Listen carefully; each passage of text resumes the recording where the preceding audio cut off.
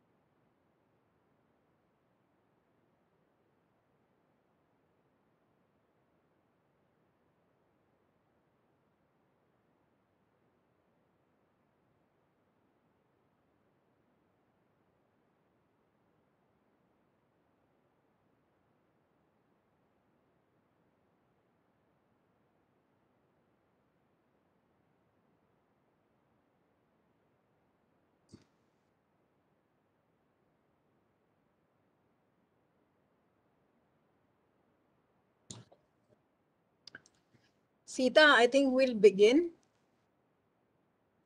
Or okay. Okay. So, good afternoon, everyone. Welcome once again to one of our monthly discussions. Skilling and skill mapping is an important area of work for us.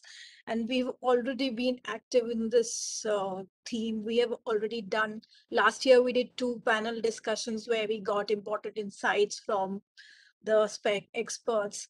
And we have been doing a regional consultation series from this year onwards, in line with India and 75 celebrations and continuing the work that we have already done in the past.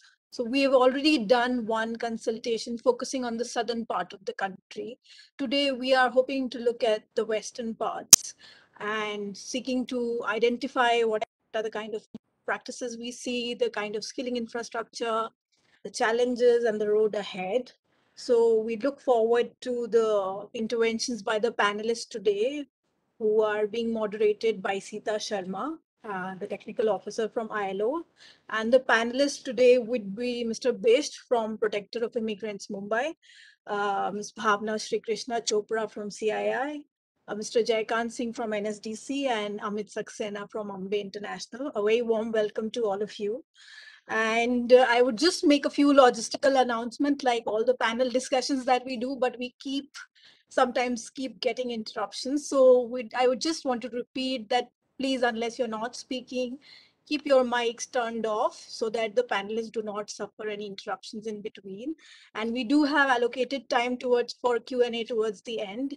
And please feel free to drop your ideas and comments in the chat box while the panelists making their interventions.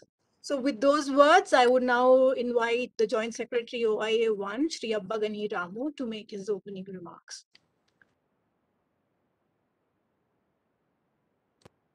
Very good afternoon to all of you.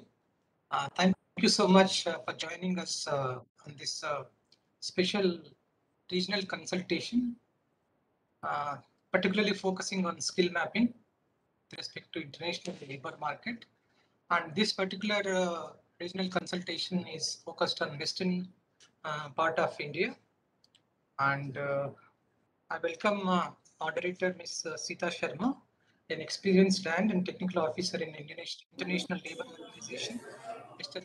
Jens Kumar Sao, my colleague in Protector of Immigrants in Mumbai. He's a practitioner of actually skilling and training our immigrants, prospective immigrants. And Ms. Bhavna Chopra Sai Krishna, General Manager and Head Skill Development, CII. And Mr. Jaykant, I think he represents NSDC. Mr. Amit Saxena, Director, Ambe International. And all the participants, including from skill centers, PDOT centers, POEs, recruitment agents, a warm welcome for this seminar, the webinar. So, as we know that the interlocutors, the participants of this whole exercise of migration cycle and skilling migrants involves from international organization like ILO and IOM until the grassroots level like actual training centers. So this is a massive organization structure which engages in skill training and training migrants. But naturally, when there is a huge structure ranging from international level to ground level, there is a possibility of lack of connection and miscommunication, or not miscommunication, maybe lack of a lack of constant communication about the opportunities available abroad, which actually the information goes down to the people who are aspiring to go and work, and also people engaging them in part of in case of training. So I think this is important exercise to bridge that gap and get contacts with each other and understand how this skill ecosystem in India works. And on our part, I want to explain that what MEA does. What do we do in three main areas? One is that creating opportunities for our migrants. For instance, we have skill. ये ना थोड़ा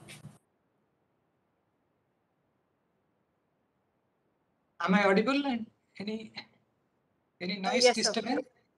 Okay, so essentially that Government of India, especially Ministry of External Affairs, sometimes in consultation with other ministries such as MSDE, enters into agreements for creating opportunities for Indian migrants.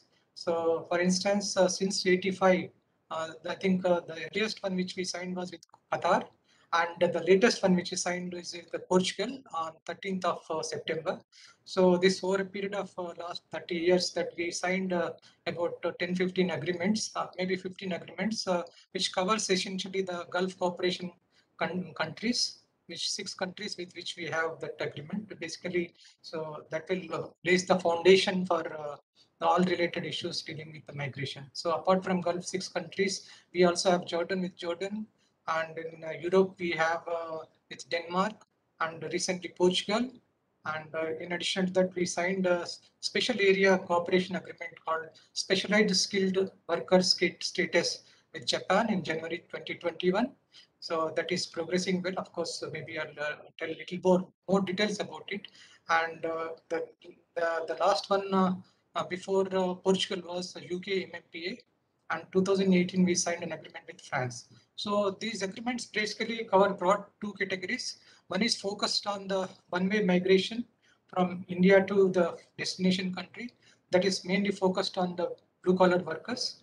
That covers all the Gulf countries, Jordan and Denmark, and Portugal also. But the other categories, mobility and migration partnership agreements, that is a two-way movement, not only limited to workers, but it is covers professionals, students, researchers, and it is a two-way migration, that is with France and UK. So this is what we have done so far, but the exercise continues. There are 10-15 agreements more in pipeline, which includes Australia and Germany and some more European countries, and with Japan also we are looking at a bigger agreement. So that is what we do for creation of opportunities. And of course, in addition to that, our all embassies, consulates, in consultation with the Ministry, Overseas Affairs Indian Division, and work together to get the assessment of potential for the new openings, because you know that the new dynamics, new migration situation, new skills required. So this is a constant process. So missions do get an assessment of what are the opportunities available, and we closely work with them. And this and also we enter into such agreements on the basis of assessment given by missions. And in addition that, as you also be knowing that ICM is a think tank of Ministry of External Affairs, which works in close collaboration with both ILO and IOM to get the assessment of opportunities in various foreign countries. So this is what we do about the opportunities abroad. But in addition to this, we also do training element in association with various skill centers involved in STC and state governments. For example, this pre-departure orientation training, which we give, and is covered by about 30 PDOT centers, 15 managed by NSTC, and 16, now it is 31, 16 managed by the states. So they provide the basic training about the culture, soft skills for one-day long program, and that covered about 1 lakh participants a month ago. So we entered into online training also in April this year. So that is creating more chances for people to get the training. So particularly remote areas, person need not go to class in a city, so is in a village, town where he doesn't have access, so they can participate that. So these are the things which we have been doing. But essential point I wanted to make is that we need to convey this whole system, how it is working, to the common man, the migrant. So that is a challenge remains with us. We try to do all our possible effort, but I think that is still not enough, because it is a huge country, huge structure involved, and a huge range from international travel to the person may not be aware at all about going abroad, but ultimately when he gets into the system, he aspires and he goes abroad to work. So I think that is the exercise we should know. We should tell about the opportunities abroad, and then I think the more information is available with them. And we would like to work with all the agencies. We constantly try to work and with all the think tanks and also the training centers, not only in the government, also in the private sector, and industry bodies like CII, FICCI, ASSOCHAM. So that is what we have been doing. But I hope this inputs coming from you, ideas coming from you, will help us in improving our work, and we can deliver better. And also I request all the agencies involved in this process to make the common man, the migrant, a center of your activity, so that all our effort will benefit him or her. So with these few words, I wish this interaction very useful and successful. I hope there are some agencies who are working at the ground level, like skill centers and PDOT centers available today, and they can get benefit. They should also pose questions, and it should be a constant learning process. I think they should continue to learn and engage, and particularly the communication technology, email, WhatsApp has become so easy. So people can get the source of information, get the clarifications. We are open to address any such queries, especially ICM is ICM is basically two hands of MEA. One is the policy research part, other is also extension. So they will be happy to facilitate information sharing and exchange. So I look forward to the discussions and ideas from this event today. Thank you so much. Thank you, sir, for encapsulating the work that MEA does and also highlighting the kind of work we are involved with. I would just briefly introduce our moderator, even though she's familiar to most of the people present here today. Sita Sharma has over 2 decades of experience in the development sector, and she's currently heads the EU India Common Agenda for Migration and Mobility project. Prior to ILO, she was responsible for managing multiple international migration projects across Southeast Asia, and the Gulf region. And during her career, she has been supporting grassroots organizations and regional networking. And she has also provided technical support to the government of Andhra Pradesh and Swiss government on migration policy interventions. So Sita, the floor is yours, and we look forward to today's deliberations. Thank you. Thank you so much, Surabhi, and thank you so much, Joint Secretary Ramu, for laying those opening remarks. I think through the day, we'll, through the next 1 hour or so that we have, we'll keep in mind that it is the migrant that we need to center on, and I'll try and see how we can bridge that a little bit through the conversation. But just, to just start it off today, like Surabhi said right in the beginning, we have, and thank you, because I think I've been a part of many of these conversations that ICM has been hosting. We've talked of a lot of issues around skills. It has come up very often in the conversations.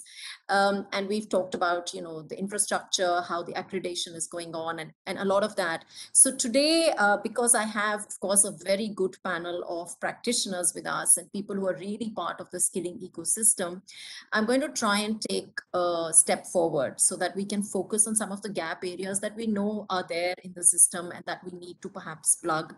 So of course, we're going to look at some of the skills in the Western region and what does the Western region bring to the country.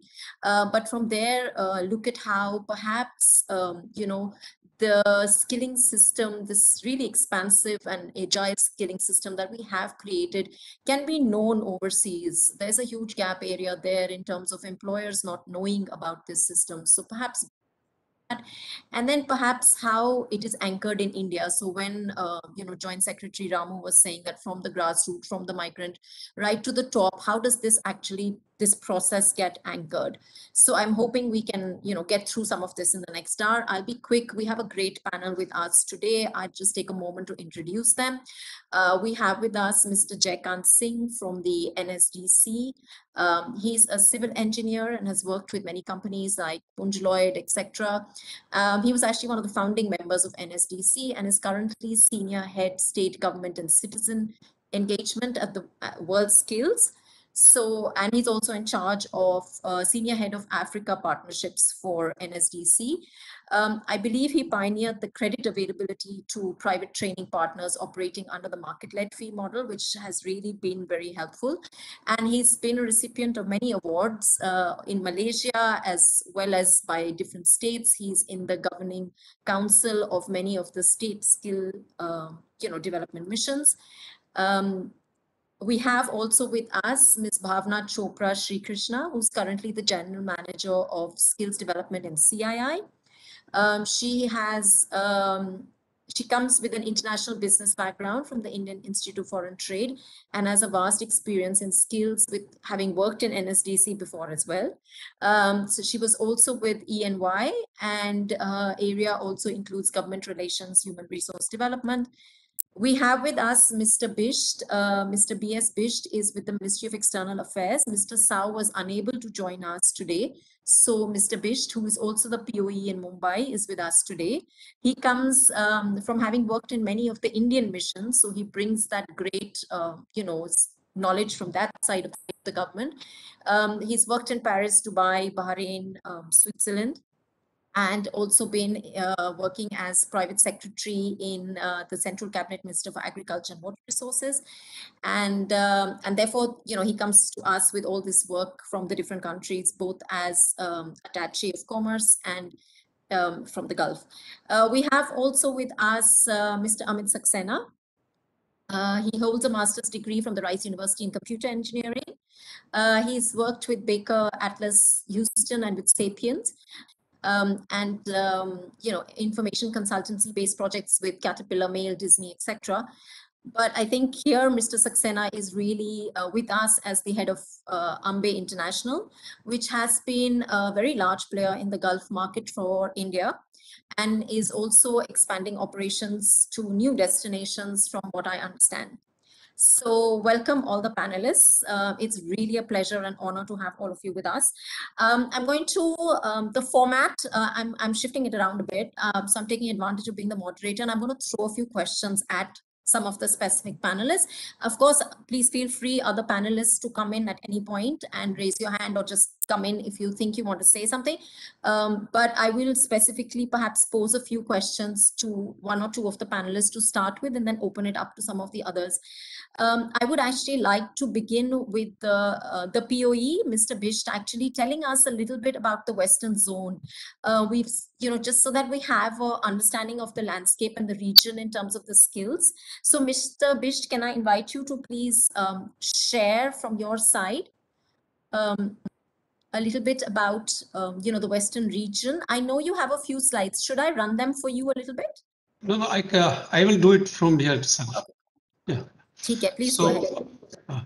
Respected Joint Secretary, sir, and distinguished participants, thanks to give me this opportunity to present the West Zone for this skill development program.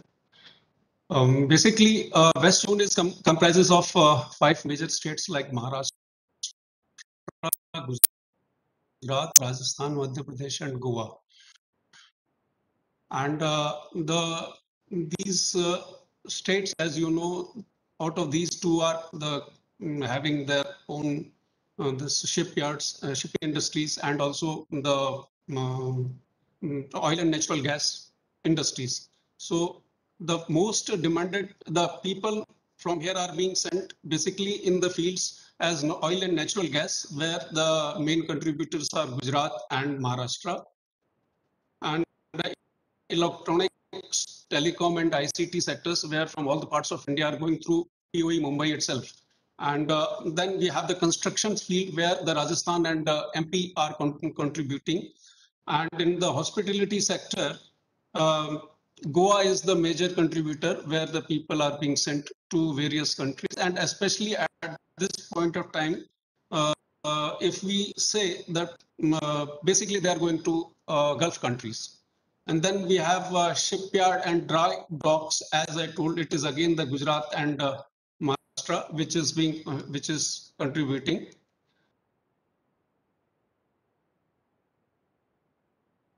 Just, I'm sorry, I didn't start the file.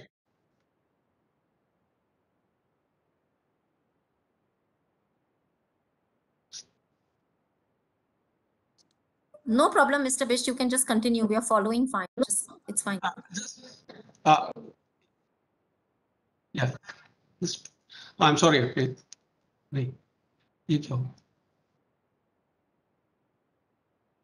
Oh, sorry. It is something else has come out. क्या कर दिया तुमने? Sorry. No problem. So I will continue with my things words in the time our technical expert does it. So basically, these are the sectors where the people are being sent. And now I come to the other things that from Gujarat, the major sectors where people are being sent are technicians, carpenters, steel fitters, mason, mechanic, and so on. And during the last years, as per the data last year, the number of participants are 180, 144, 105, like this, it goes on. And similarly, the data from Rajasthan is basically for the brick mason, steel fixers, tiles fixers, plumbers, and stone crushers, and these type of things are there. And Goa, as I told you, that basically they are in the hospitality sector where they are going, people are being sent from there. So now, next page. This is a small this presentation in regards to the data which clearly shows that the maximum people are on, not only maximum, the major recruitment is to Gulf countries like Kuwait, Saudi Arabia, and Qatar, and Oman, and UAE. Now the thing is that what is the modus operandi of the people when they come for recruitment to this place? Sorry, Mr. Bish, just for a basic, minute. Sorry, Mr. Bish, can we just take a little bit more response to the skills in Maharashtra before you continue? Yeah. So I would actually we'll come back to your presentation at a later point. Yeah. We just want to put this out in terms of understanding Maharashtra, I mean, the Western zone a little bit more. So Amit, would you like to come in at this point and also add in? Sure. Am I audible? Yes. Yeah. Thank you, Sita. Thank you, ICM, for having me. Good afternoon to all the audience members listening. In Maharashtra, obviously where we are sitting, Mumbai, there's a lot of recruitment across the board. As Bish Saab said, obviously construction and oil and gas and shipyard are big, but also hospitality, retail are fairly large industries. Nagpur, we get a lot of people in logistics. We also get people in oil and gas. Pune has become a real hub for us to be able to find highly skilled technicians for Europe. So, people working in the large automobile plants, large CNC operators, it's a really good place for us to get welders, fabricators. So anyone associated with the automobile industry, fabrication industry, Pune has become a great place. So that would cover most of Maharashtra. And of course, there's a lot of construction workers, masons, carpenters, steel fixers, labor that's available in the interiors of Maharashtra as well. Thank you, Amit. Is there anyone else from the panel who has an idea of this region and would like to add to some of the skills? Jaykant, is this you would like to add more on this? Just to get a sense of, the region in the country. I think most of the skills have already been covered. They've talked about, Amit is talking about the migration pattern, and here Mr. Best has given a very detailed presentation. So it largely covers most of the sectors where what we are doing training also. Okay, just as to add, actually, I was looking at some of the data, and I believe that between MP and Rajasthan, you also have you have the second largest group of nursing colleges, which also means that you get a number of health workers in this region, actually only second to Karnataka in the country.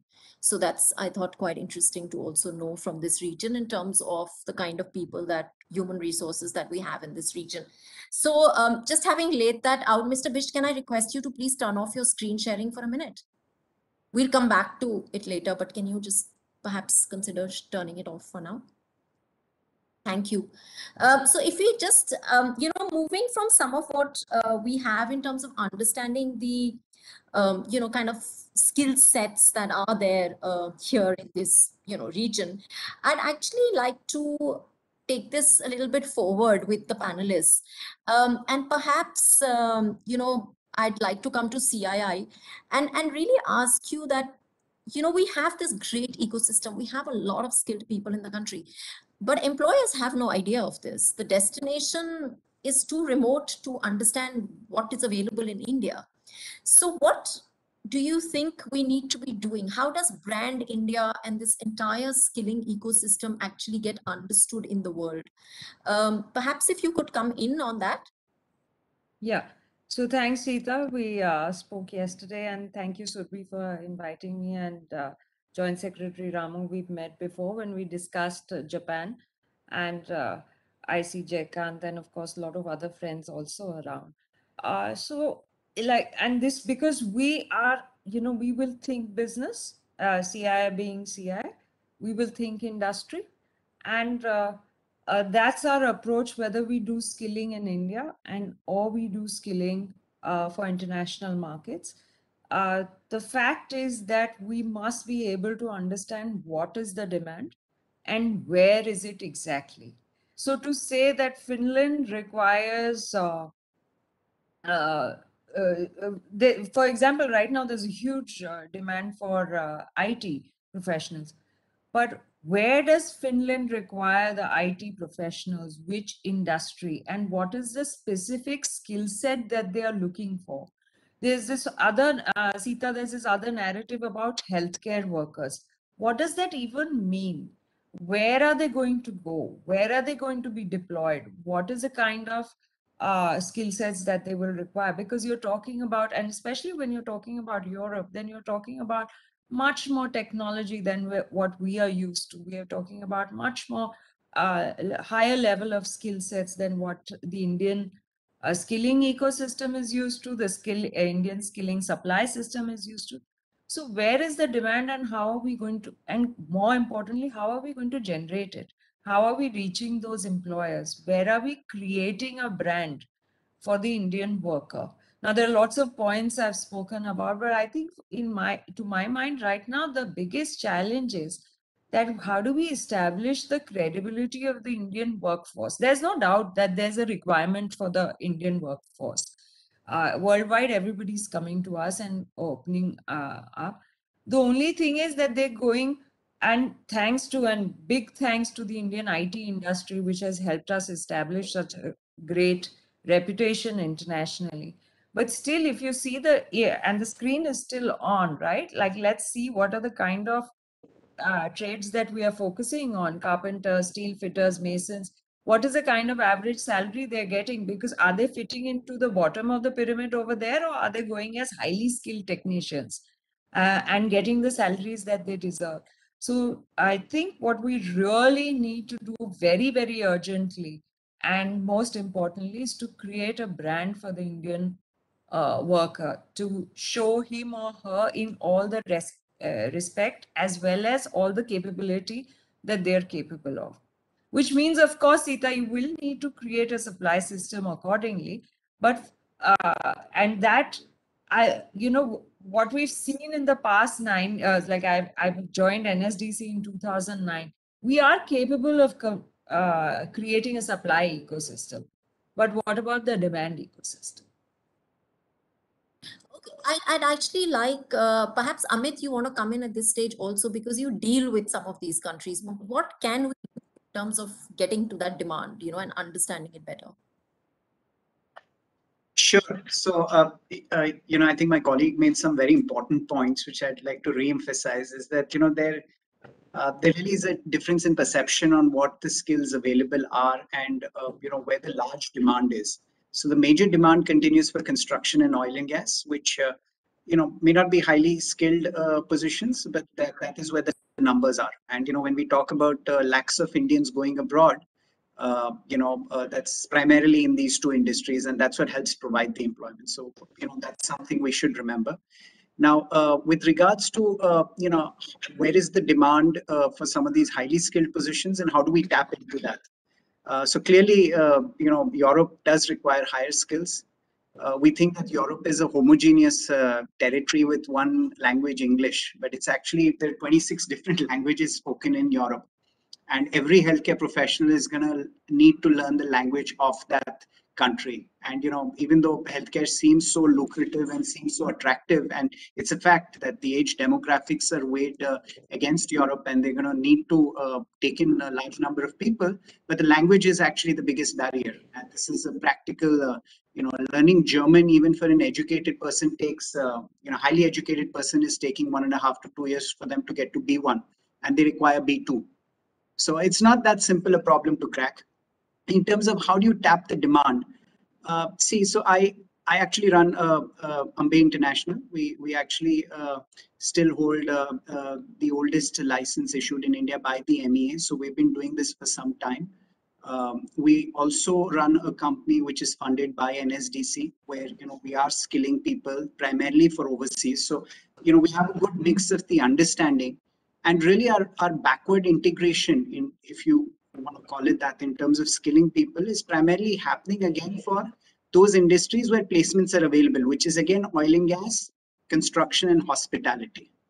If we want to be able to generate demand for these industries in Europe and for further industries, we really need to be talking about marketing and business development in those countries. So that includes everything, that my colleague said, which is brand building, creating a narrative around the good work being done by Indians and their inclusiveness, the way they settle into society, law abiding, and competency, professionalism, and skill sets. But this battle has to be fought in those countries, right? We can't solve that problem sitting in India, in Delhi or Mumbai.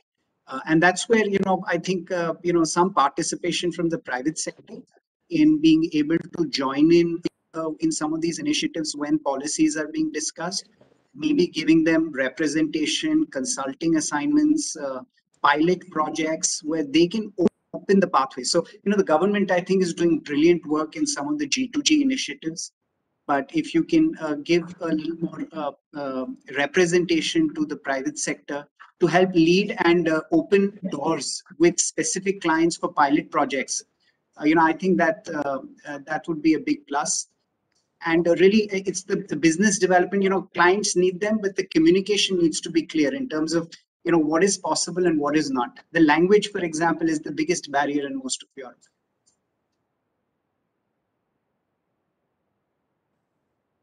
Thank you. Jaykant, would you like to also comment on some of this? Thank you, Sita. I think Mr. Bist was raising his hand. He wanted to say something. Okay, sorry, Mr. Bish, maybe do you want to come in right now? Yeah, please just let me first apologize that the page which has come to your screen was of my poetry book.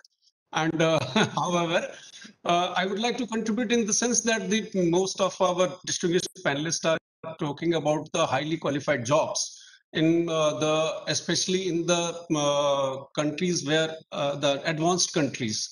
Since I have been the commercial officer in the Embassy of India, Switzerland, so I had opportunities to go around with the business delegations in various meetings there in some reputed company like Schendier, that I think it is, if I am not mistaken, the Schendier lists the lift company, which is the renowned one.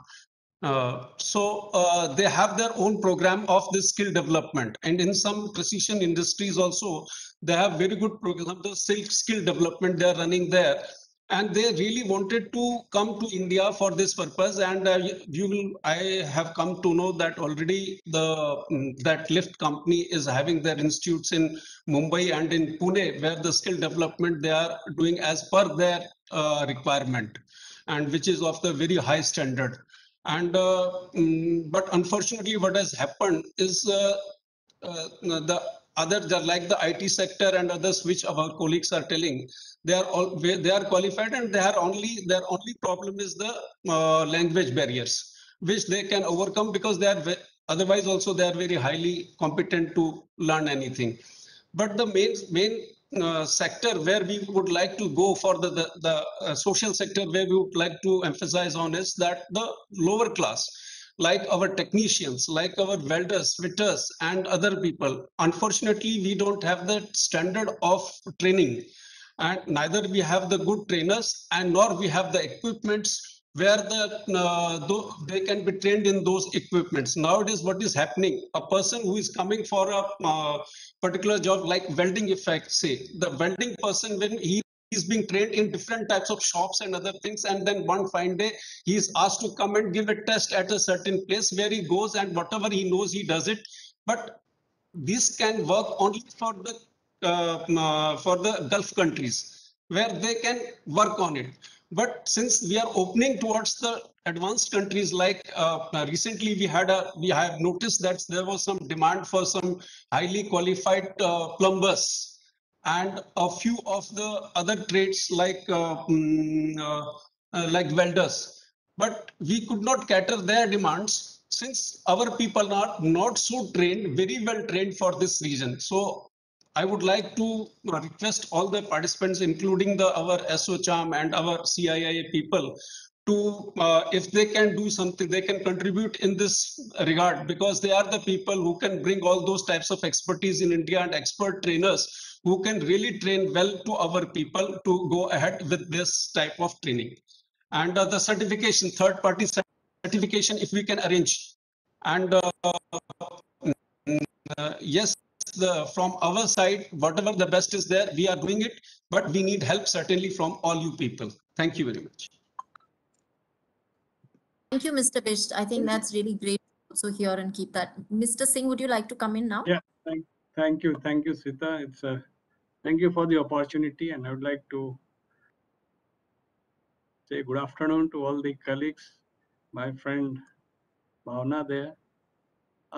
See, NSDC will give you a picture of both the side, government and the private. I would really like to appreciate, and we heard from Amit that government today is doing a stupendous job, especially the embassy, and we have got two great secretaries there. We heard Mr. A. Ramu, the Joint Secretary, and we have Mr. Damu, the Secretary, also over there. I think both come with huge experience, and they are doing extremely good work. Tie-ups, he just mentioned that so many countries they have already done. Last week, I had met Mr. Damu. I also we have gone to Singapore embassy, Taiwan embassy, Japan embassy, Koreans. So there is a huge potential. Language, as we all see, and you have got so many of corporates working in India. Every country working in India, every embassy, they can give you a complete list of people working in India. But any Indian embassy abroad, if you ask them how many people are working there, we'll always have a fight to come to the right numbers. Whereas I have a French friend. You know, the French embassy has got complete detail of the kids, where they are, whether in Chennai, if they are moving to Chennai, coming back to Delhi, that sort of data they track and they update. So with the current understanding of MEA's role, I think they are promoting a skill. They are in certain countries they have started setting up skill departments also. One or two skilled people are being put into place. I think in Middle East they have already started. They are in talk with other embassies also. So very soon we can see specialized skilled personnel as part of the MEA in few of the countries. And that's another good effort which is relevant to be talked about today, that how they are working to bring in more visibility. Amit, you talked about that, we should promote and market. So I think this effort itself will help in precipitating a lot of things, because once you have a person with a skill understanding in the embassies, definitely they will start interacting with the local people over there and the local employers who are in need, local placement agencies who are in need. They would like to connect them and take the discussion forward. I mean, this is a Singapore model where you have got Singapore India placement organization or a partnership organization. So if you go to the embassy, they will put you to talk to that team, and that team then understands your requirement. They talk back to their corporates in the country, and then they facilitate the interaction one-to-one. So I think similar efforts need to be put into place and are being put also. Let's acknowledge that. We talked about Japan, TITP, and we are teaching Japanese language. Many people have been placed and there are many more to go. PDOT, we all heard that is one of the exercise which we are doing, that pre-departure orientation training. See, we need skilled manpower, and we also need to understand India already have so many skilled manpowers, but they lack is certification, and without certification they lack the respect, and without respect, without certification, they don't get the due what they are supposed to get in terms of the monetary value and in terms of the respect. So standardization is required.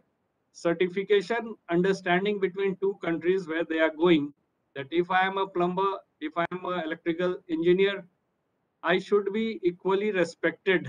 My value, my skill set should be respected there, and that would come through having a mapped certification level. So that effort is also on with few of the countries. We have done with Canada, we have done with Australia, we have done with UAE. So that process is also on. Testing centers, we just saw in the previous slide that the primitive style of selection was you go to a testing center and they will test your skills and then qualify you for moving out to their country. I think we are having testing centers. We are in talks to set up in India itself. And that may help further for the drivers and construction workers. They get tested out here, jointly tested and certified. So that itself will also expedite the process. Taiwan, the Taiwan embassy, interesting thing they said that Taiwan to Japan, they have got 100 flights in a week. And India to Taiwan, we have got 2 flights per week. So there is so much of potential. And there are today they counted that around 10,000 students are going from India to Taiwan for higher studies.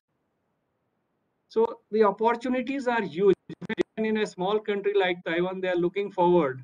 And they say that whosoever they are going for higher studies, they stay back there because they get a good job. You have got so many Fortune 500 companies in Taiwan.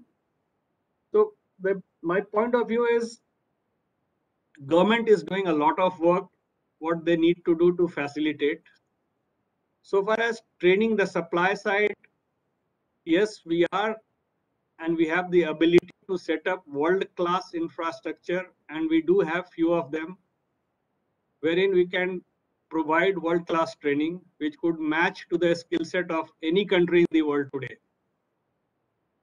What we need is, the mapping part, as Amit was talking, where is the demand and where is the supply? Bhavna mentioned that, we should know the skill sets, where actually is the demand like.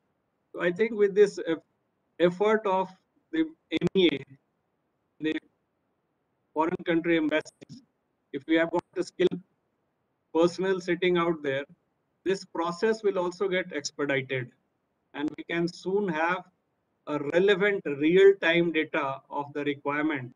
We are also talking to world-class placement agencies who can provide their requirement to us, and we as NSDC could facilitate. It could be of any level, any sector. NSDC can facilitate in training and mobilizing training and deployment. So we can assure for any job level, any sector. So that's the readiness today of the country. But again, India being such a vast country, the knowledge part, the awareness part will always remain a challenge. But with this type of effort, thanks to ICM, I think the stakeholders can come together and they can unify, collaborate more closely to take this initiative forward. Thank you. Thank you, Mr. Singh. It's good to know that there's going to be a skilling personnel at the embassy. I just wonder how that's going to interface with some of the stakeholders here in terms of, CII, private recruiters, trainers. How is that interface going to work? Because at the end of the day, I don't know, but, recruitment and placement is very much about relationships, huh? I mean, I'm sure someone like Amit can say this to us because he's got all these years, but it is about relationship building. It does not happen on pieces of paper. It does not happen just like that. This is very much about trust, and it's very much about a relationship.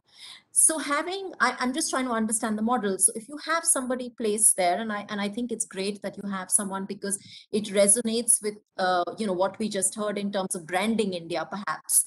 And you have someone in the embassy who can probably brand India, but then how does that still translate into deployment? Because deployment will need trust. Deployment will need somebody who the employer will fully trust and work with.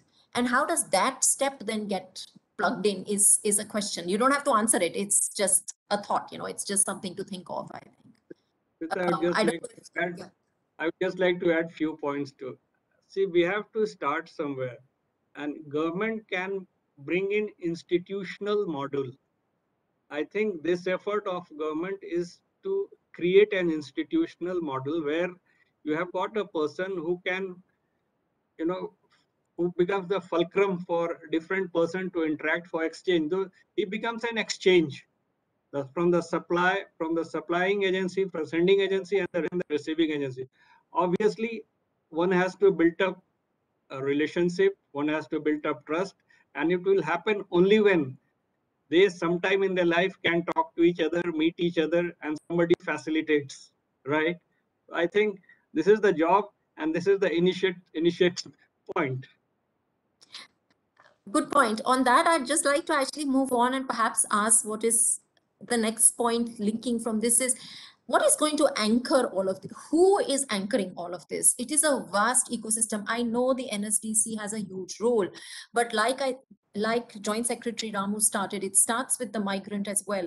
We need to provide support mechanisms for the migrants themselves, which could be all kinds of things really, but going right up till the employer and then having support systems in those countries as well, by the way. There are models of other countries where that support is provided very, very well structurally.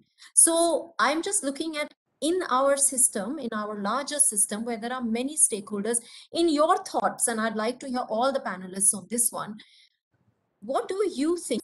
What are some of the gaps and how can this be anchored better? You know what, just I'd be happy, maybe Bhavna, you want to start and maybe share any thoughts you have on this, and then we can just move along. So Sita, if Mr. Bisht, can I request you to just unshare this? Can I share my slide? I just wanted to discuss two models that I...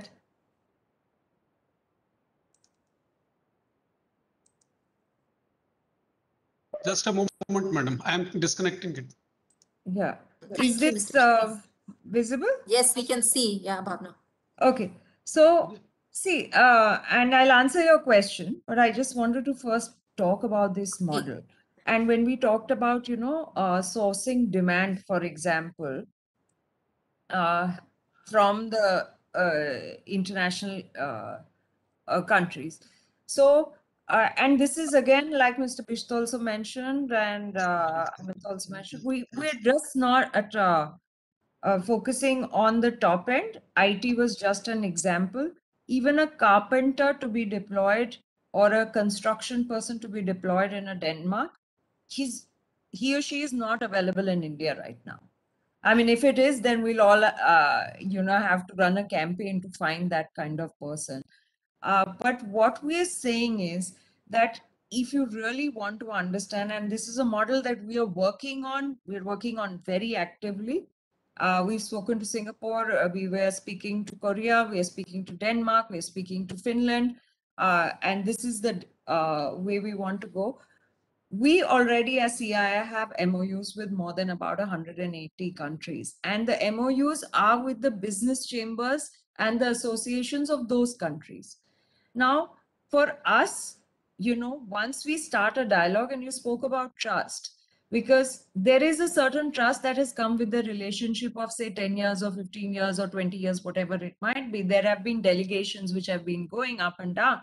And initially the relationship really worked because investment came into India or investment went into that country. So I'm talking about Finland a lot because it represents the new, you know, the European country as well. So the Mahindras have invested in Finland. They've created, this is the Mahindra Club, Mahindra people. TCS has invested over there. So there is a relationship that exists over there. And so through CII, we've done a lot of work around that. Now the trust and the credibility exists. We've started talking to the industry chambers that exist over there, and we're saying, tell us where the demand is, because you know where your demand is best. Aggregate it and, you know, get the industry to be there, but we'll have to sell ourselves, Sita. So unless we sell ourselves and unless we create that, and, you know, I love to take that example of Mr. Amitabh Kant's Make in India. It was a big bang sort of, you know, statement that was made few years ago that we're ready. and we're happy if you invest in India, and we can, supply up to that level. And again, with Atmanirbhar Bharat, that's the same messaging that's going out. And using these platforms and brands which have already been created, why don't we create a sub brand around the skilled worker from India or the skilled workforce from India? And then we're happy to, and I offer this as a service, that we're happy to engage with the industry associations, discuss with them, identify organizations, identify sectors where the demand is, and then happily, whichever, and it has to be at the end of the day a B2B engagement when it comes to actual deployment of manpower. So the government can facilitate it, the government can be a platform, and we can, start those discussions, and let there be commercial arrangements, and let the industry start talking to one another. So whether it's a recruitment agency from here, or or whether it's a receiving organization over here, and the chambers of commerce internationally are also very happy to help, because they are getting the pressure from their industry that we need manpower. So and they're willing to go anywhere. So in my opinion, I think, so the government, if they would just, and the anchoring to, again, it would be great if it was held under the aegis of the Ministry of External Affairs, because the way they understand and they have the footprint internationally to be able to host it, but just help us create a brand. So they sort of, standing like the big daddy behind us and saying that these are our people and we are happy to start engagement with the business. And that's how this arrangement will work. When it comes to creating, so language skills, for example, we've sent people to Japan, and I'm talking about ITI graduates who couldn't speak English. These were all Hindi speaking 10th pass, 12th pass boys who are now working on the servicing of Volvo buses. There are about 120 of them. And they were taught Japanese in a 6-month residential program. It was an N4 or N5 certification, I forget right now. But it is possible, and they were taught the cultural etiquettes. It was and Indians are known to be able to pick up language very easily. I worked at Maruti Udyog. It took 3 months for a worker from Maruti Udyog to pick up Japanese. It was not such a big deal. So it's possible. And the Indian child is also keen. And so this I see as possibly one of the ways to go, but Ministry of External Affairs will need to be it.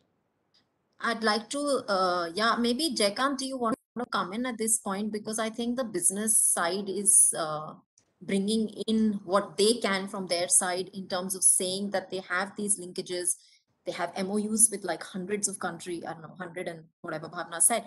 And can this be actually a way to bridge some of this, while we have, I think, a very good idea of having this skilled person sitting in the embassy, I suppose, with, in a way, the MEA. Just to pick your brain on that. Answer is yes, single word. It's always good to collaborate. If you want me to further deliberate upon it, we are willing to further detailing and taking in a collaborative way to take it forward. What is required more here, that if we have a demand, we need to have, today the technology changes so fast, the demand changes so fast. We need to have digital platform to facilitate or meet the immediate demand, meet the mobility demand.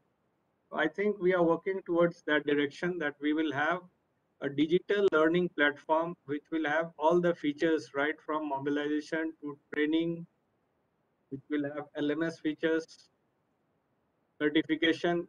We can do quick certification on it. And obviously, there will be both the opportunities for an employer to raise their demand, and also potential person who is looking for a job, they can also raise their demand. I know there are many such portals, but a portal which has got the respect from both the government and the industry, I think that it will have a better value, better weightage, and it will facilitate digital collaboration because whosoever has got a demand, whosoever have inked a MOU can upload the demand over there, and so the exchange can function on its own. So that is one of the area where we are trying to work upon, because it will be easy, quick service, and we will not lose time on thinking, planning, and taking it forward. At least there will I'd be like to something going. hear, I'd like to ask Amit to come on this. I worked on a platform and I'm not so convinced. Go ahead, Amit. So, Jaikan Saab has the G2G agreements in place. Bhavna has the demand in place. So I'm wondering what is the problem here, right? I would humbly like to submit that, unless you take in private sector players, recruitment companies, placement agencies that already have 40 years of experience doing this, this will be a long trudge. We've been doing this for 40 years. Some of us are already placing 10,000 people plus per year. We weren't doing skilling till 5 years back. Now we're doing skilling also as a backward integration. My request is, if some of us are given more opportunities, we can at least pilot some of these projects and bring them to fruition very, very quickly. And yes, the portal is a brilliant idea. I know that NSDC has created Swades, and I think it's a great portal and an idea whose time has come. Amit, I would just like to come in. You're most welcome to share your learnings, experience, and do the pilot. I think it's always a welcome thing to partner, and we are already working together. But if you have better ways of doing, and this digital is only going to support you, not it will be an enabler for you, because you can also take your data from here, because you'll have certified trained people, and if you require something more, you can simply put it there or search it out from there. It will be an open portal, and everybody can have an access to that. So it's going to be an enabler. It's not going to eat upon or overstep the business model of any private players. It will work as a facilitator. So I think we have a good kind of system emerging, where you have someone sitting in the embassy, the business can come in, the recruiters can do a pilot, you have something coming together. But yes, Mr. Bisht, I'd very much like to hear from you. And I'd also like to ask you, in all of this, there is the migrant. And the migrant is somebody who perhaps needs a loan, perhaps needs to be tested, not just the training part, handheld in another country as well. So I'd really, yes, Mr. Bisht, please come in, and also if you could reflect on this a little bit. I'm sorry, but in the second part of the question, I could not get it because the voice was not clear. But however, first thing I would like to contribute in this is that the embassies are nowadays working 24 hours on all types of developmental things, and especially in the skill development sector.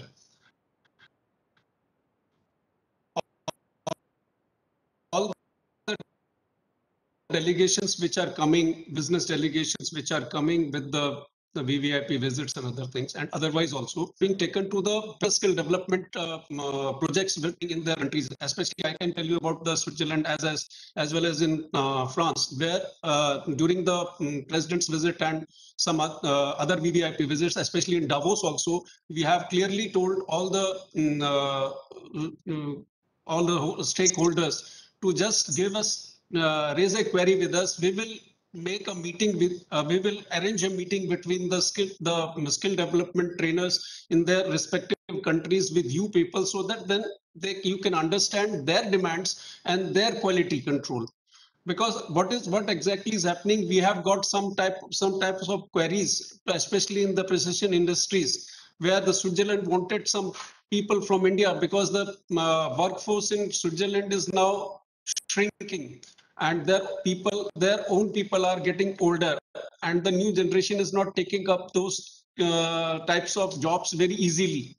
So they wanted us to contribute in that. But when the business delegation came and we have taken them to their the institutes, they have seen that everything was done, but there was no further query from their side. Even we tried to get in touch with them that what do you think of all these things and how can we can go. Then at least see the government has their own types of things. In being the Ministry of External Affairs, we can give you the relevant informations. We can arrange your meetings, but but somebody has to take the baton in India to take it up further.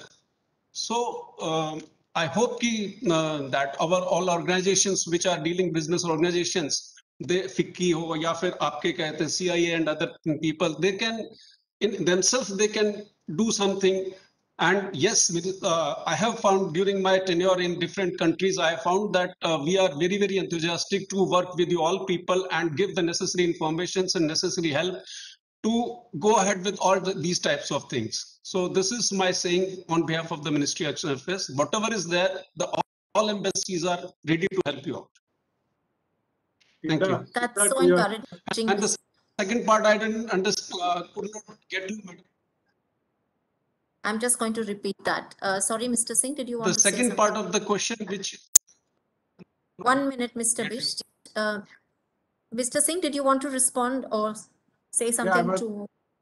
I was trying to respond to your last question, that what about other support which the migrants need.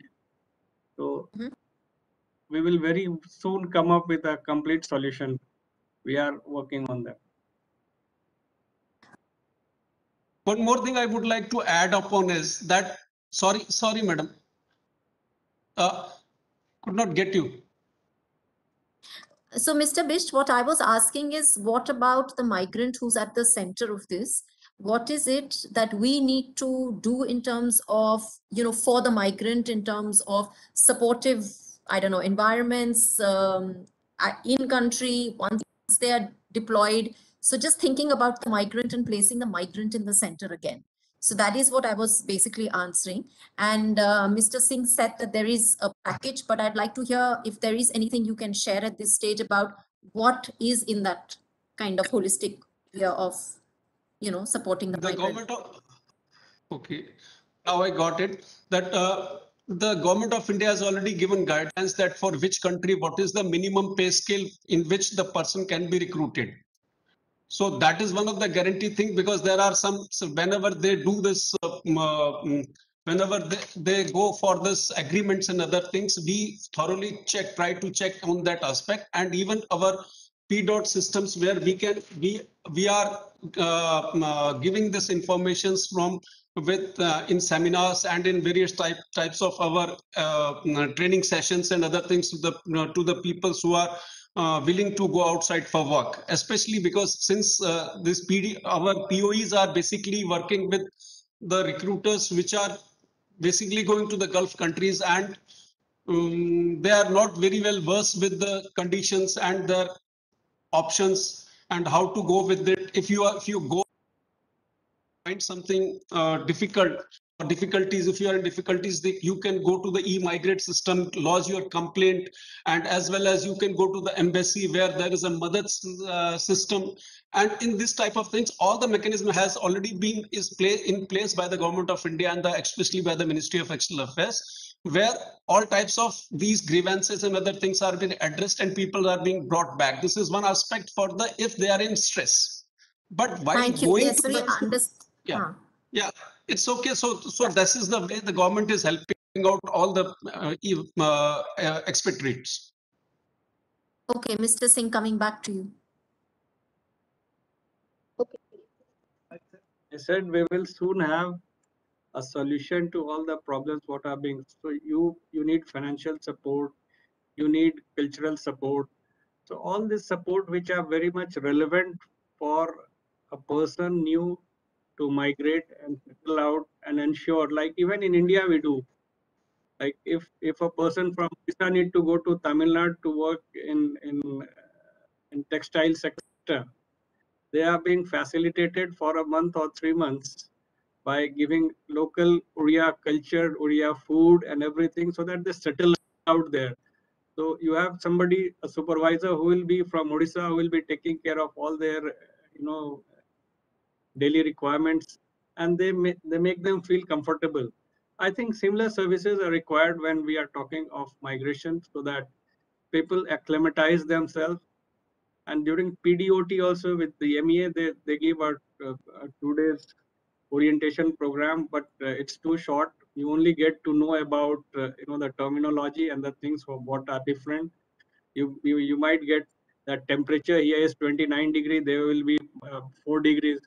But to acclimatize yourself, you need some time, and that's the hand-holding time. So those are things are being discussion. Let's see, something must come out. Okay.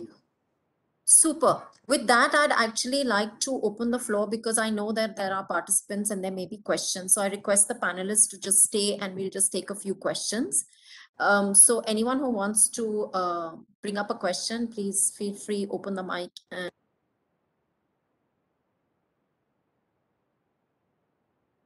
Hello. Can I speak? yes, please go ahead. Please introduce yourself. I'm Gurdeep Singh. मैं गुरदीप सिंह है मेरा नाम. I prefer to speak in Hindi. Is it okay? Oh, that's fine. Go ahead. I think it's Because okay. Yes. Hindi फकवाड़ा भी चल रहा है भारत सरकार का, तो मैं हिंदी में बोलना प्रेफर ठीक है. करूंगा. मैं इस सेमिनार का धन्यवाद करता हूं जो ऑर्गेनाइज किया गया. मेरा नाम गुरदीप सिंह है and we are from Simran Holiday. We are RA registered with the Ministry of External Affairs. मेरा एक सजेशन है कि जिस तरह ministry of tourism government of India अपने ऑफिसेस सब कंट्रीज में बनाए हुए हैं टू प्रमोट टूरिज्म, मैं बहुत से सरकार से ये रिक्वेस्ट करता हूँ कि भाई जो सभी देशों में जैसे मिनिस्ट्री ऑफ टूरिज्म को प्रमोट करने के लिए सारे देशों में और सारी एम्बेसीज के अंडर में जहाँ पे अलग से ऑफिस नहीं बनाया, वहाँ पे मिनिस्ट्री अपने वो एम्बेसी के अंदर उनका एक डेस्क है. सिमिलरली मोदी जी के सपने को पूरे जैसे स्किल इंडिया जो हमने बनाना है कैपिटल को, इसी तरह ही एमईए का एक ऑफिसर डेडिकेट हो टू फेच द डिमांड्स. उन देशों से वो डिमांड लेके आए और हमें आर जो हमारे रजिस्टर्ड एजेंट्स हैं उनके साथ वो डिस्कस करें किनको देनी है. तो ये initiative is required to bring more demands to India on the pattern of Ministry of Tourism. Gurdeep ji, आप हमारे साथ काम करें. वह आप किस तरह से हम लोग सहयोग कर पाएंगे? आपको एम्बेसी में जगह चाहिए, डेस्क चाहिए या रूम चाहिए? हम मिलकर वहां पे अपनी झंडा को फहरा देंगे, उसकी चिंता ना करें. मेरी एक रिक्वेस्ट है, नहीं आप मेरी बात को समझिए. या तो एनएसडीसी से कोई बंदा वहां बैठे, एक ऑफिसर्स बैठे, या मिनिस्ट्री ऑफ एक्सटर्नल में जैसे लेबर अटैचीज होते हैं वो वहां पे बैठे. वो डिमांड जैसे हम मिनिस्ट्री ऑफ टूरिज्म को भारत को बेचने के लिए, टूरिज्म को बेचने के लिए ऑफिसर्स बैठता है डायरेक्टर लेवल का, ऐसे डायरेक्टर लेवल का ऑफिसर्स हो जो डिमांड को लेके आए और वो आरए में डिस्ट्रीब्यूट करे. एक तो सवाल ये है क्योंकि मिनिस्ट्री ऑफ एक्सटर्नल अफेयर की एक अपनी साख है वहां पे, और उन जो कंपनीज को, वहां की जो कंपनीज को यदि रिक्वायरमेंट पड़ेगी तो वो भारत सरकार के पास आने के, वो भारत सरकार इंडिया में आने से अच्छा वो एम्बेसीज में मिल लेंगी. एक ऑफिसर्स के पास डिमांड रिकॉर्ड बन जाएगा. ठीक है सर. सेकंड मेरा इसमें सवाल ये है कि हमारे बच्चे स्किलिंग में उस स्टैंडर्ड को मैच नहीं कर पाते कई बार इंटरनेशनली. जैसे इशू आया डेनमार्क का, स्विट्जरलैंड का, कि हमारे जो बच्चे हैं उनके स्किल सेट पे ही नहीं है. तो हमारे जो इंटरनेशनल स्किल सेंटर्स बनाए हैं आप लोगों ने, रिकॉग्नाइज किए हैं, आप वो टेक्नोलॉजी, वो स्किल सेट्स, उनकी प्रैक्टिकल ट्रेनिंग्स और उनके जो सिलेबस हैं वो हम लोगों को दीजिए. हम अपनी इन्वेस्टमेंट करके अपने ट्रेनिंग सेंटर्स पे वो फैसिलिटीज प्रोवाइड करेंगे और बच्चों को उस पर ट्रेनिंग देंगे. सिमिलरली आप ये कह सकते हो जैसे टीआईटीपी प्रोग्राम्स है, या आपने देखा होगा साउथ इंडिया के अंदर बिल्डिंग कंस्ट्रक्शन अथॉरिटीज है सिंगापुर की, उनने अपना एक स्टैंडर्ड फिक्स किया हुआ है. आप तमिलनाडु से बच्चे लेते हैं ज्यादातर, वो आंध्र प्रदेश से बच्चे लेते हैं. तो सिमिलरली ये नॉर्थ इंडिया में भी और ईस्ट इंडिया में वो पैटर्न को सेम, क्योंकि वो सिंगापुर के पैटर्न पे, बीसीए के पैटर्न पे काम कर रहे हैं. Okay, Gurdeep ji, let's also give दूसरे लोगों को a chance. We understand what you are bringing, and I think So let's also please give other people. I know Surbhi, you've put something out, and I suppose the panel can read it, but I'll just bring it also back to the panel, which Surbhi is actually asking when it comes to actual deployment certification and it being recognized in the destination country. This is a crucial step. And micro level mapping, which breaks it down to NSQF level corresponding job roles, may perhaps bring more clarity. How do we go about doing that for more countries, especially for newer market, given that it's very technical and time consuming? So this is really about qualifications mapping and equivalencies. And yes, it is time consuming. We've done this ourselves at the ILO as well. But we'll bring this back to the panel. But before we do that, perhaps if there's any other questions or comments from people in the audience. Hi, this is Fauzuddin. Go ahead. Yes, I'm from Tamil Nadu and I am a RA licensed by the Ministry of External Affairs. Our company is TIS Consultancy. I've been predominantly into placement of blue collar and entry level talent. And the biggest challenge we have is typically we have enough of requirement, at least for our, our team size. The challenge is to reach out to the right job seeker, reach out to the migrant. There is no platform or database from where we can do it. With the, reach out to the right target, wherein we end up, leveraging a lot of middlemen, and that's what has been practical.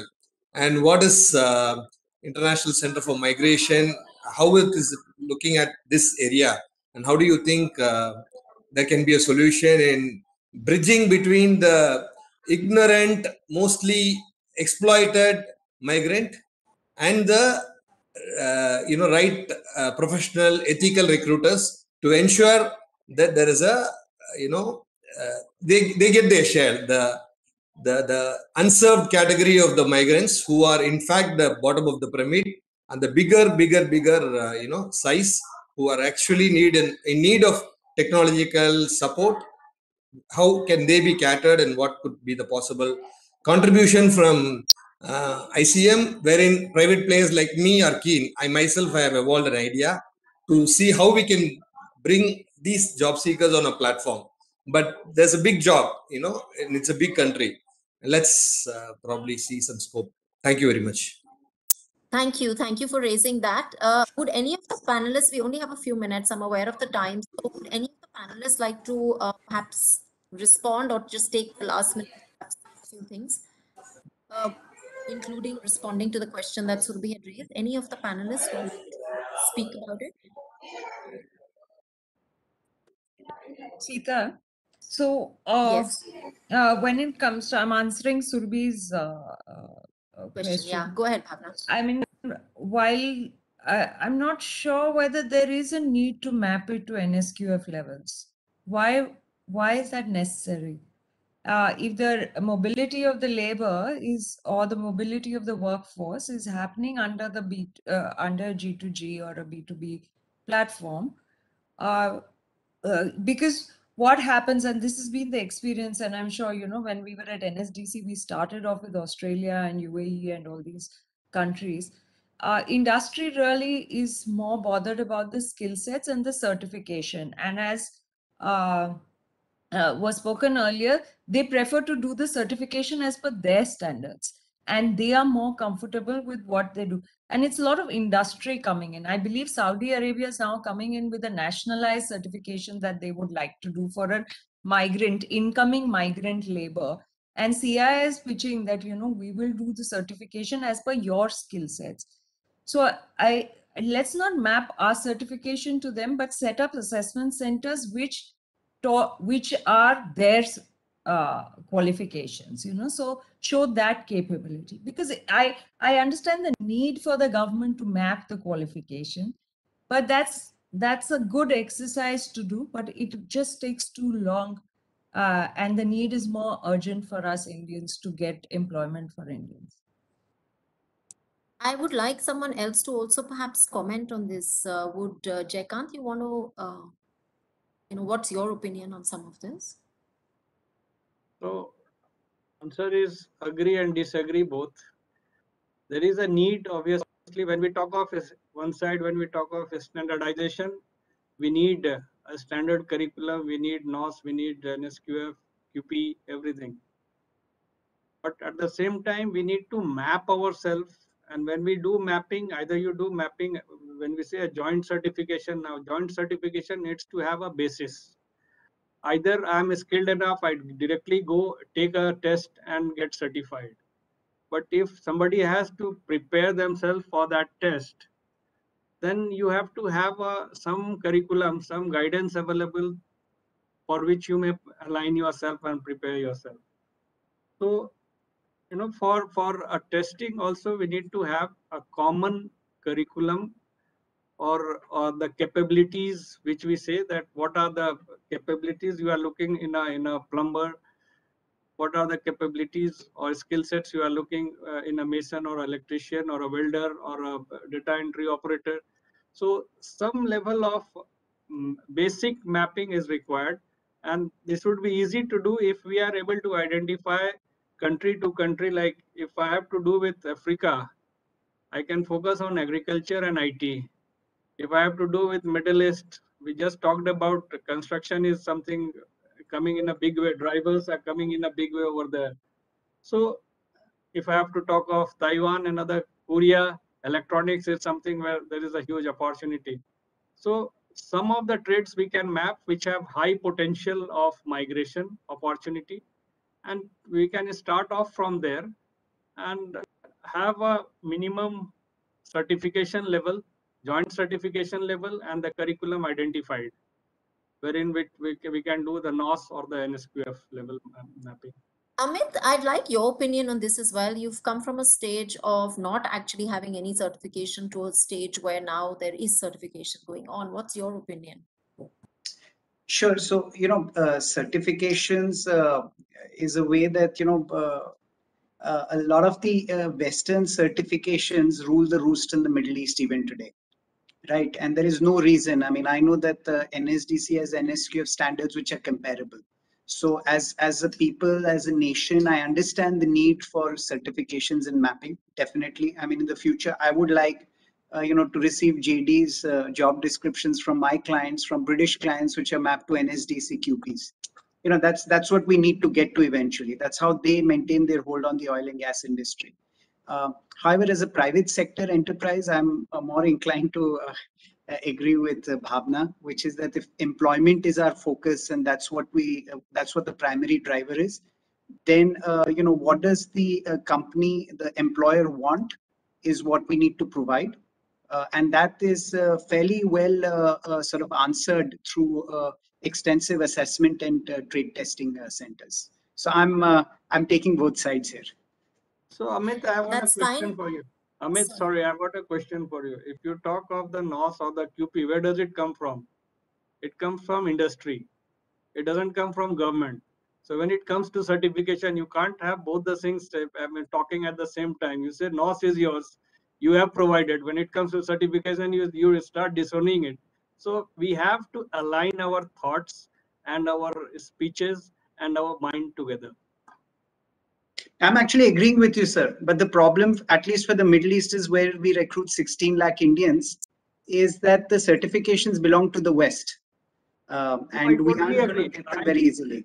I totally agree that our certification or our curriculum should be the way of life, but for that we have to start collaboration. If we start today aligning ourselves, mapping ourselves, tomorrow because of our numbers nobody can beat. Everywhere you can see Indian certificate, so other certificate visibility obviously will go down. But today we have to bring ourselves. We talked about marketing, right? We talked about awareness creation. So this is the model by which you can create awareness creation, and you have to rule the world. I think this is what also helps with Brand India. But we have we don't have much time. We have one or two more questions still on the screen. There is a question from Tamil Nadu, which is asking that they're working with the UK NHS for nurses and radiographers. And they want to ask NSDC. So this question is to you, Mr. Singh. If I guess you can sponsor or identify skill requirement, training requirements. I'm not sure I've since there is no course available under the healthcare SSC or NSDC. But this is with the Nursing Council. So I think this goes back to the Nursing Council and is not actually under the NSDC, but that's my take on it. Yeah, so any course which is covered under the MCI, Medical Council of India, or the Nursing Council of India, we have got no say. We can be on top of it. We can provide the cream on the top of it, or we can support the staff below it. And if we are out of time. If the panelists have any, last 30 seconds, I'd be happy to give you a last 30 seconds each one. Should we start with Mr. Bisht, your last 30 seconds, just in case you want to say anything? No? Let's just run. Bhavna, do you want to just go your last 20, 30 I seconds? think I've said, but the recruitment and the migration is going to happen whether we support it or we don't. If we support it as a nation and build and invest a little bit in it, people like us and Amit will be able to expand. And also, I think the more critical agenda today is the employment or the unemployment level in the country. So we need to do this very urgently. Yes, thanks. Mr. Singh? Yeah, I would only say that keep organizing such so that we are able to spend some time talking to each other and coming out with more close collaborative ideas, so that working in pieces will not help. All fingers put together will bring their strength, and we can meet the end objective, which is the common objective for all of us. Great. I think that's for ICM, but we are also, happy to collaborate if it means bringing people together. Amit, your last 20, 30 seconds. Very, very interesting perspectives from all my co-panelists. Brilliantly moderated, Sita. Thank you so for the audience for such lovely questions. And thank you, ICM. I think this is required. Skilling and international placements is something we already need and will require in higher numbers over the years. Thank you. Because I'm the moderator, I'm going to take the last minute for myself and then hand it back to Surabhi. But I'd just like to say it is very interesting. I of course have been involved in this space for a long time myself. I just think India has tremendous, tremendous potential. And as Mr. Singh said, it really is about us coming together a little bit more on this end. Right from the migrant, right to the employer. It's the employer we need to tap into, but it's also the migrant we need to understand. And there's lots in between that happens as well. But I think we have all the pieces. It's just a matter of bringing some of this together and ensuring that somebody helps us to bring this together. So I'm very pleased that ICM does some of this, but it would also be quite important to do all of this. And I think Brand India is just ready. Our human resources are ready. We just need to keep moving and working with each other so that it moves faster, perhaps. And with that, I'd like to just hand back to Surabhi. Surabhi, do you want to? Sorry, did someone want to say something? No. Okay, back to Surabhi, please. Thank you, Sita, and thank you, as usual, efficiently moderating the discussion. I think we had a whole range of ideas which were very invigorating. We started with a snapshot of how the Western region is placed, and we went on to talk about how we need to build a brand, to build a narrative about the Indian workers, their competency and professionalism, and really the need to match, how to best match the demand with the supply. And NSDC has given us some hope on that by assuring that there is work already in progress under some of those lines. So we look forward to hosting more such discussions where we can take forward the discussion today on some of these points which have been raised towards the end of discussion. And thank you to the panel, which very nicely addressed the question about certification, because this is something that we also face challenge with when we think about how to look and map labor market assessments of newer countries. And suppose we know about sectors, like we know that healthcare is in demand, we know that logistics and IT solutions related jobs are in demand, but then how do we get to the actual business of bringing migrant to the fore and then enabling them to go out for some of these employment opportunities? And as this JS said in the beginning, that is what we are getting towards through all our efforts, is how to bring migrant to the fore. So thank you to each one of you for bringing such brilliant ideas to the discussion. And it has really given us food for thought to organize more such consultations. So before we close today, as we do in all our panel discussions, may I request everyone to turn on their cameras. We'll take a group snap before we close for the day.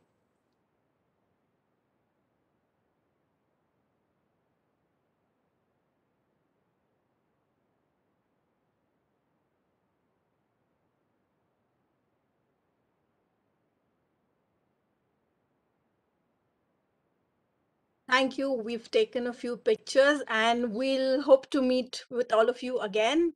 And a warm thank you to all the panel and Sita. Thank you so much. Thank you, Surabhi, and thank you all the Thanks. panelists. What a pleasure. Thank you. Thank you. Thank you. Thank you.